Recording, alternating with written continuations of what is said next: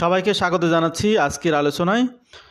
যারা স্বপ্ন দেখেন কানাডাতে বিভিন্ন ওয়েতে আসবেন, তাদের সবার আলটিমেট গোল থাকে কানাডাতে পার্মানেন্ট রেসিডেন্ট হওয়া এবং পার্মানেন্ট রেসিডেন্ট থেকে সিটিজেনশিপ লাভ করা।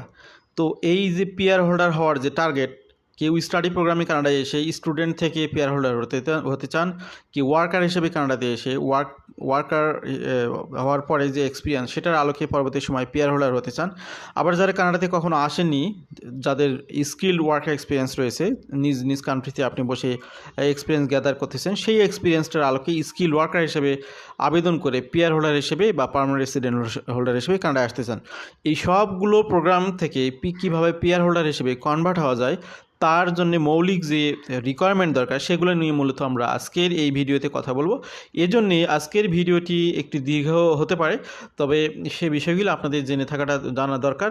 কারণ আপনি আন্দাজে ঢিল মারার থেকে আপনি যদি আপনার লক্ষ্যটাকে প্রকৃত ওয়েতে নির্ধারণ করতে পারেন, সাজাতে পারেন, তাহলে আপনার জন্য পিআর হোল্ডার হওয়াটা অনেক সহজ। এই জন্যই মূলত আমরা আজকের আলোচনাটি এভাবে সাজাবো। তো আমাদের সাথেই থাকবেন। The definition of eligible work experience in the context of express entry depends on exactly which program an immigration candidate is applying under. Other words, what is considered eligible skilled worker experience varies depending on whether a particular candidate is applying to the Federal Skilled Worker Program, the Canadian Experience Class, or the Federal Skilled Trade Program. তো কানাডাতে PR holder হিসেবে convert হওয়ার জন্য মৌলিক যে প্রোগ্রামগুলো রয়েছে, এর মধ্যে তিনটি মেজর প্রোগ্রাম হচ্ছে federal skill worker program, Canadian experience class program, আর একটা হচ্ছে ফেডারেল স্কিল ট্রেড প্রোগ্রাম। এই প্রোগ্রামগুলোতে আপনারা কীভাবে কনভার্ট হবেন, কীভাবে আবেদন করতে পারবেন, এগুলো যেহেতু সবগুলো পিআর প্রোগ্রাম, সেই জন্যে এই বিষয়গুলো নিয়ে মূলত আমরা আজকে কথা বলবো। The following outlines exactly what does and does not qualify as a skilled worker experience for each program. Federal Skilled Worker Program. Under the Federal Skilled Worker Program, eligible candidate must have worked in a job in Canada or abroad that falls under one of the following four national occupational classification: training, education, experience, responsibilities categories. এখানে যে টিয়ার category আমরা বলি সেটা হচ্ছে training, education, experience, responsibilities. এই যে টিয়ার category, এটার মধ্যে চারটি ক্যাটাগরি রয়েছে। এই চারটি ক্যাটাগরির কোনো না কোনো একটা ক্যাটাগরিতে আপনার জবটি পড়তে হবে। সেটা কানাডাতে এসেই জব করুন অথবা কানাডার বাইরে করুন, এবং কানাডাতে যে ক্যাটাগরিগুলো রয়েছে, বিভিন্ন ক্যাটাগরির জব, সেগুলো কোনো না কোনোভাবে আপনাকে এই চারটি ক্যাটাগরির মধ্যে যদি পড়ে, তাহলে সেগুলো দিয়ে আপনি পিআর আবেদন করতে পারবেন। যেটা কোন পিআর, এটা এক্সপ্রেস এন্ট্রির সাথে রিলেটেড যে পিআর সেটা।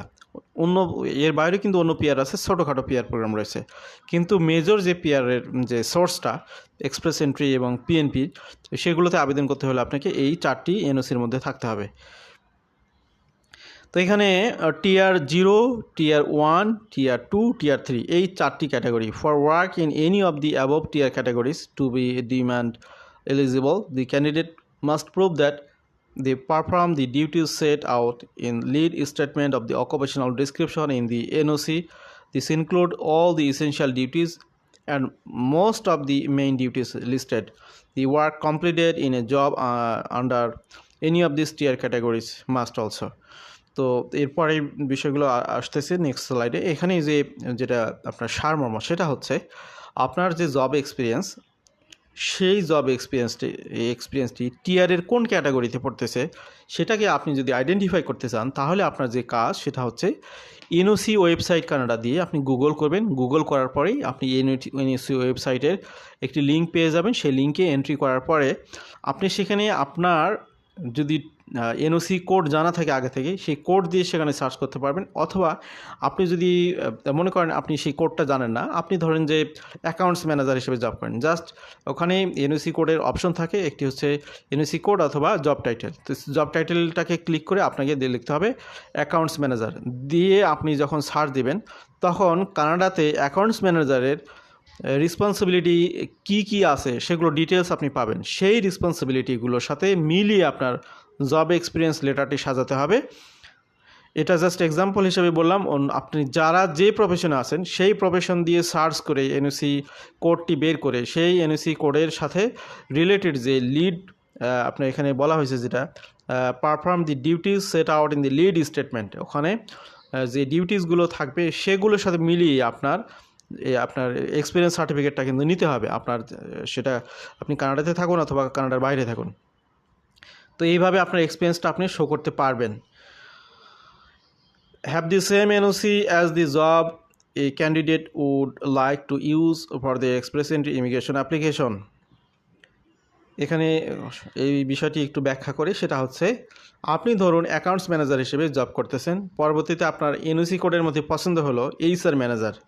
আপনি এখন যদি এইচআর ম্যানেজার দিয়ে এক্সপ্রেস এন্ট্রিতে প্রোফাইল করেন, পরবর্তীতে সেটার আলোকে যথাযথ এক্সপিরিয়েন্স লেটার শো করতে না পারলে আপনার এই কেসটি কিন্তু রিফিউজ হয়ে যাবে।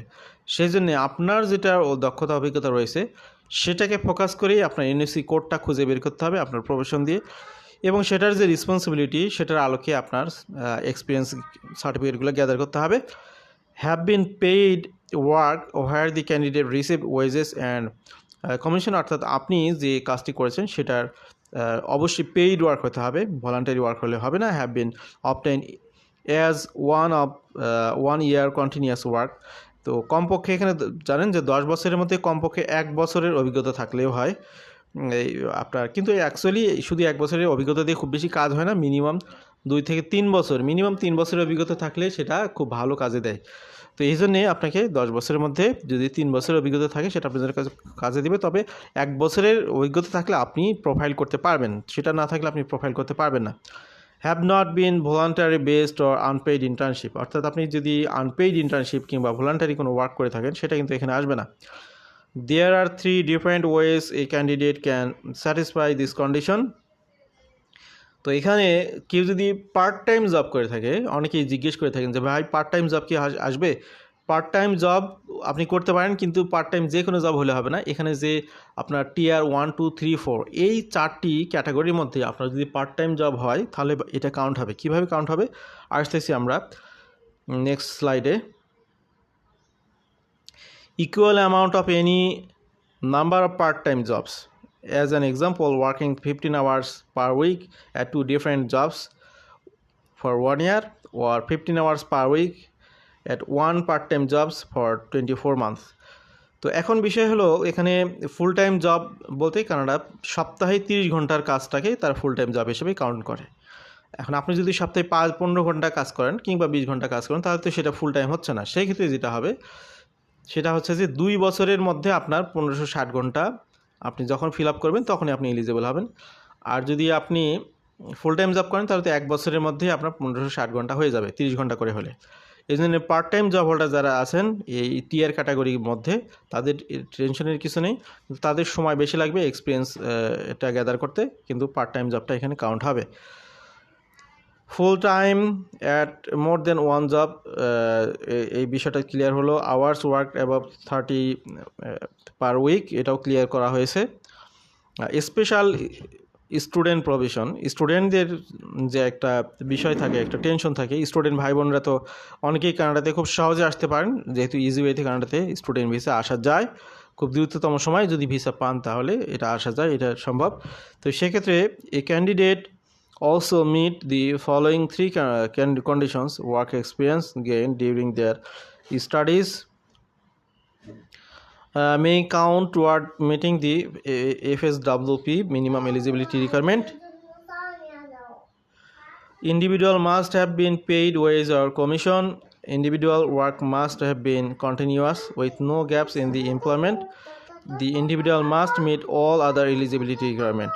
তো এখানে যে বিষয়টি এখানে ক্লিয়ার করা হয়েছে সেটা হচ্ছে যে স্টুডেন্ট ভাই বোনরা যে কাজগুলো করবেন সেটা অবশ্যই পেইড ওয়েজ অথবা কমিশন হতে হবে, এবং এখানে কাজগুলো হতে হবে ফুল টাইম, কোনো গ্যাপ থাকা যাবে না, কোনো গ্যাপ থাকা যাবে না। এখন দেখা গেল যে অনেক স্টাডি প্রোগ্রাম রয়েছে যেগুলো পার্ট টাইমে করা যায়, যেমন আপনি ফুল টাইম জব করেন, আপনি ইভিনিংয়ে MBA প্রোগ্রাম করেন, তো এখানে আপনার জবটা কিন্তু ফুল টাইম, পড়াশোনাটা কিন্তু পার্ট টাইম, কিন্তু আপনি স্টুডেন্ট হিসেবে নিজেকে পরিচয় দিতে পারেন।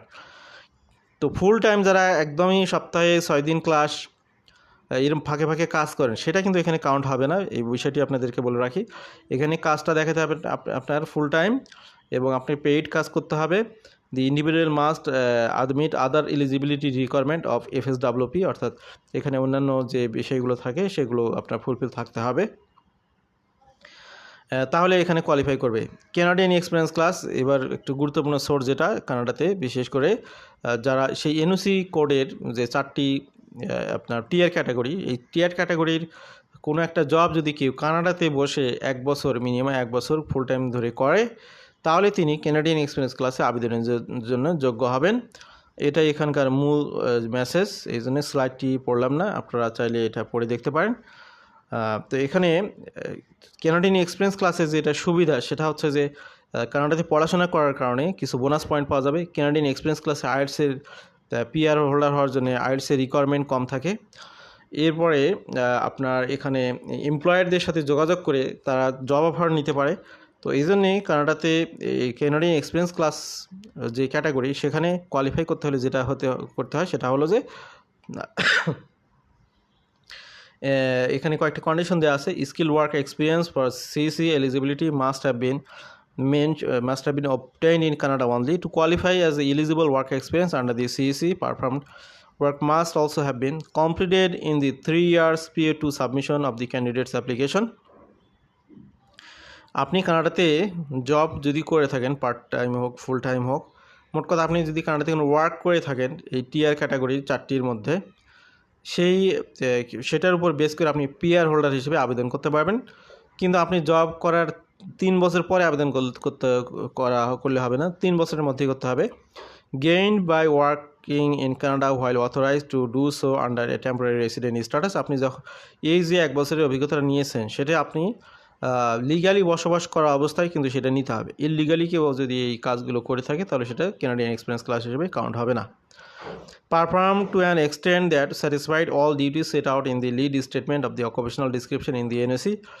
যে ধরনের টিআর ক্যাটাগরি যে জবটি আপনি করেছেন সেটার এনওসি ক্যাটাগরিতে যে ডেসক্রিপশন দেওয়া রয়েছে, লিড ডিসক্রিপশন দেওয়া রয়েছে, সেটার সাথে মিল রেখে আপনার এক্সপিরিয়েন্সগুলো গ্যাদার থাকতে হবে, including on essential duties and must be listed main duties. Paid work completed in exchange for wage and earned commission. Voluntary work and unpaid internship do not count towards CEC eligibility. তো এই বিষয়টা আপনারা বুঝলেন। Ineligible work experience self employed and students, এখানে student এবং self employed ভাইদের জন্য একটা গুরুত্বপূর্ণ topics. Self employed work experience and experience gained while a candidate was a full-time student does not count toward fulfillment of the minimum eligibility requirement of the CEC. Canadian experience ক্লাসে যেটা একটু আগে আমি hint দিয়েছি, যে যারা একদম full time student ফাঁকে ফাঁকে জব করেন, পার্ট টাইম জব করেন, তাদের জন্য এখানে বলা হচ্ছে যে তারা এখানে সিএসি হিসেবে অর্থাৎ কানাডিয়ান এক্সপিরিয়েন্স ক্লাসে কোয়ালিফাই করবেন না। তো তারা কখন কোয়ালিফাই করবেন? তারা যখন কোনো একটা ডিগ্রি, কমপক্ষে 1 বছরের 8 মাসের ডিগ্রি কমপ্লিট করবেন, করার পরেই কিন্তু তারা পোস্ট গ্রাজুয়েশন ওয়ার্ক পারমিট নিতে পারবেন। সেই ওয়ার্ক পারমিট নিয়ে তারা ফুল টাইম জব করবেন, এবং সেই ফুল টাইম জবটা হতে হবে টিআর ক্যাটাগরি 0, 1, 2, 3, 4, 0, 1, 2, 3 এই 4টির মধ্যে। যদি আপনি এক্সপ্রেস এন্ট্রিতে কোয়ালিফাই করতে চান তাহলে আপনাকে 0, 1, 2, 3 এই 4টি ক্যাটাগরির মধ্যেই আপনাকে জবটা করতে হবে।